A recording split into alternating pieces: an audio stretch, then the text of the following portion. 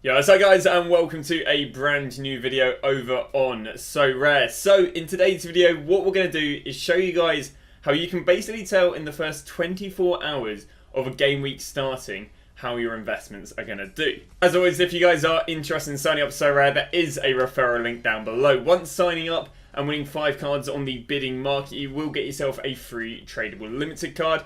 Don't overpay to get this free tradable limited card. It's only worth about £2 to £7, but it's a nice bonus nonetheless. On top of that, you do have to be 18 to play SoRare because it is real life money, and that real life money can be lost as well as it obviously can be gained. Finally, something I'm going to start doing, if you guys have any players you guys want me to have a scout out for Underdog or a Specialist League, do feel free to just throw them down below. Underdog and Specialist League is my bread and butter, especially when it comes to the statistics of it. So if there are other players you guys want me to check out and I'd say, yeah, I'd look at probably buying them myself, or they maybe look a little bit saturated, feel free to throw them down below. I'll answer all the comments, so it should be all good. I'm releasing this video because basically I've copped onto this trend in the last 2 weeks, and it's basically different signs there are, and you can use SoRare data to tell, to see, basically it's a demand versus supply.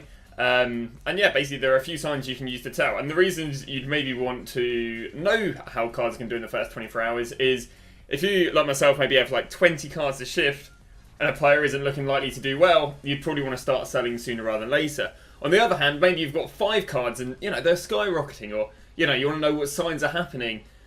Therefore, you know, maybe, okay, maybe it's beneficial to hold for another 24 hours and allow this card to rise naturally rather than have to worry about selling because I've got a few. So without further ado, let's go start and talk about the trends. So I find this first method really good because basically I look at so many different cards that if I can, you know, single out the ones that are going to rise really well in the next 24 hours, I know which ones to just hold on to and which ones to avoid looking at. And then likewise, you know, if the cards aren't doing as well, I maybe pay them a bit more attention because I'll be selling faster.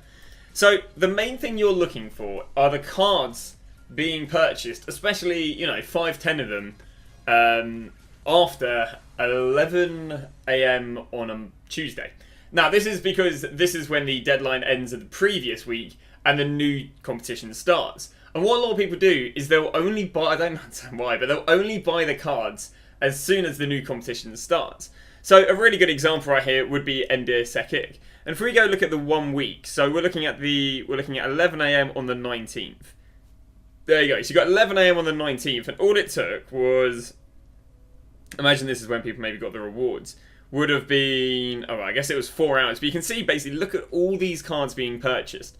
So this is right here. This is literally, you know, this is before, and then this is after. And you can see after there is a cluster of cards being purchased. And what's happened, this card has done nothing but rise and rise and rise. Up at £19 at the moment, but he's continued to rise. Why? Because we can see right here that there is a high demand for him for blatantly this week. He hasn't played any more games, so no variables have changed, but there's been a drastic increase in demand. All of them have been brought by hours as well, which is really interesting. But yeah, so he's just risen and risen and risen, which means that this card could potentially rise up until Thursday evening / Friday morning. Perfect example right here as well is with Virgil Misajan. Again, if we go and look at his price, so we would be looking again from the 19th, about again 11. We can see you've got this cluster being purchased here and the cluster here. This is slightly worrying that we went this time without him being purchased, but I bet you this is when EU would have been asleep. Yeah, so this is 11 PM through to 10 AM. So this is when EU's asleep, so you can always imagine there'll be a drop off of sales, especially in EU cards. We can see that there's been loads and loads of sales, so this would be a card that I wouldn't be too worried about holding on till Thursday, because we can see that there's been very, very high demand. Again, he hasn't played any games. It's, you know, all demand due to the up and coming week. So obviously what's happened is, you know, as a collective, people have chosen, yeah, I think this is a good card to go and buy, which means they should keep on thinking it's a good card to buy unless there's a massive drastic change in point of view of this card, and it should keep on rising. Another example right here with G. Schmull. Again, we can go and look at the 19th. Here we go, 19th, 10 AM. We can see again there's been about 10-15 cards all been purchased in the last 24 hours. Again, hasn't played any games. It's all demand due to the card. We'll finally end off here with Robbie Robinson. We'll do the exact same thing right here. So can we find 9 AM? I'd imagine it'll be here, right? 19th, there you go, 10 AM. So this would have been 40 minutes before people could build their teams. And all these cards have been purchased as a result after. And again, this card has literally gone from 34 to very comfortably at the moment, even selling on at 40, which is decent, and 44. So wouldn't be a card I'd be too worried about because he has shown extremely, extremely good demand. So this is the first sign that cards are looking good going into Thursday, and you don't really have any hurry to go and sell the cards. So the reason I say this is because I've gone and bought 22 of him now, of this guy right here. And I can go and find you. Where are we going? We are looking at, I think we're looking here.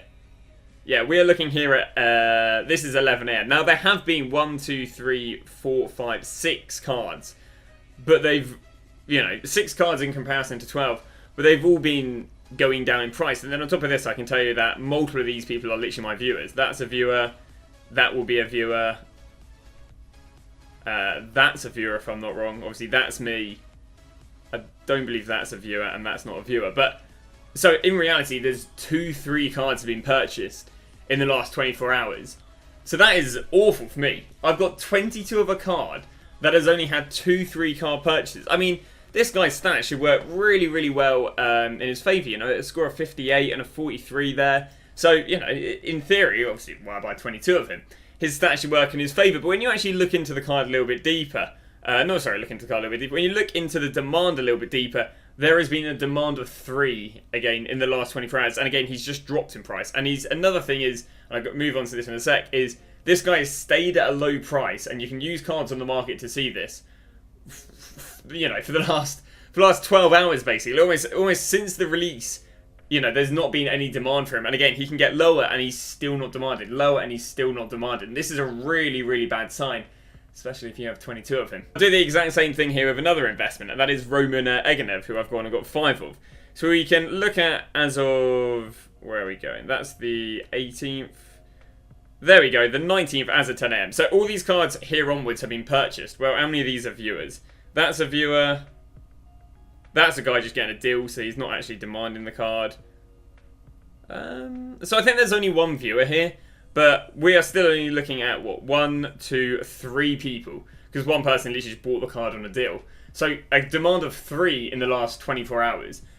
Again, it's just not a very good sign whatsoever. So the second way to understand a lack of demand on a card is seeing that card has been listed at a low price, or at least a price lower than when the, the weekend start, or the game week started, and they haven't sold on.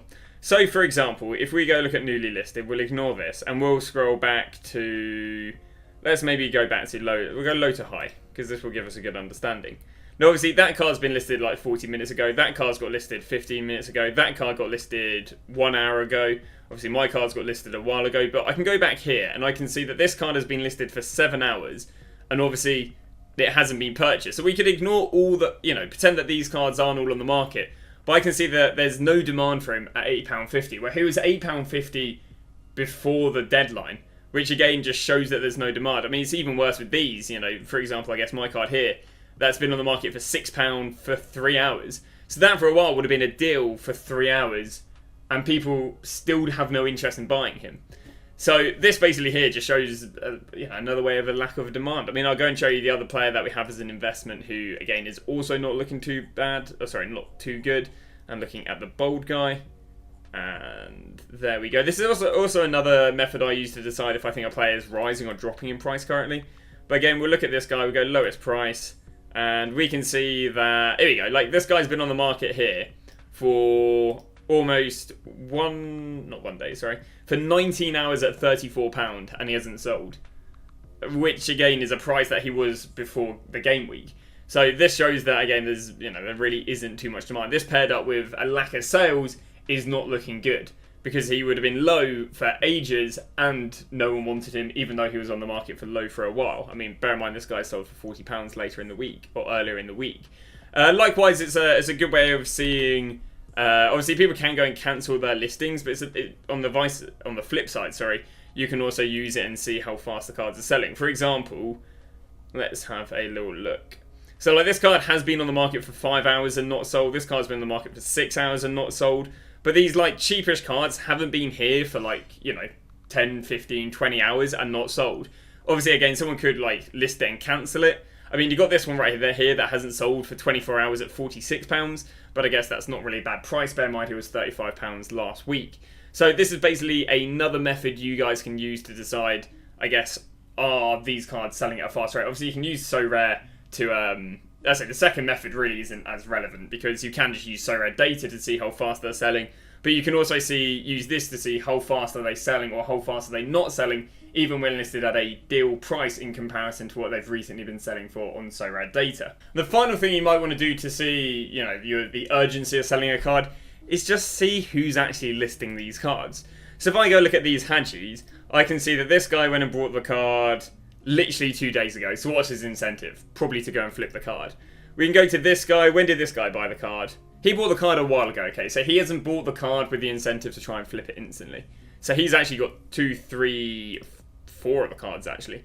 We've got this guy, and this guy bought the card. He bought him 2 weeks ago, so again, he's not going to be in so much of an urgency to sell them. A lot of the people who are in urgency to sell them are traders. For example, it'll be this guy who literally bought the card 3 days ago, so again, he'll probably want to sell it before deadline, which again just means you've got more competition in people that are willing to undercut you. Because this guy right here may not really be in a hurry to undercut you, because this guy bought the card 2 months ago. So he could have been just lounging around, be like, well, whatever, whatever happens, I'll be all good. And, and as a result, he may be in less of a hurry. But these guys right here that, again, buy the card on the 17th. When he buy the card, it's the same person, bought the card on the 17th. This guy, when did this guy go and buy the card? 14th. 6 days ago, it would probably not be so much what you're worrying about. But people who've bought the card in the last 3 days are the people you want to worry about because they're traders. And traders want to get the card and get rid of the card potentially pretty fast. And if you're just like looking at the market and you just see seas of traders, 20 of those cards are owned by traders, you'd maybe want to be more urgency to sell because obviously how the investments work is obviously they like peak and then they drop. But as soon as they start hitting that drop, traders make it ugly as hell because a normal person might see the drop and they'll be like, they'll go back up again. Whereas a trader sees the drop and they go, all right, I need to get out ASAP. I need to get out at this price because they're only going to go down and down and down, and boom, I just get into the next thing. Whereas someone, a more casual, wouldn't be so much, as interested in getting into the next thing. They'll be like, whatever happens. I bought the card ages ago at a £5. I'm not fussed if I sell it at 45 or 38. Whereas a trader is going to maximise profits because they're obviously trying to get in one thing and out of another. So that'd be another way how I'd want to see if I want to sell the card within 24 hours is what is the who's the supply being held by? Is it being held by traders or just people who are collecting cards in their team? That's going to wrap it up. Thank you very much for watching. I'll see you guys in a brand new video tomorrow.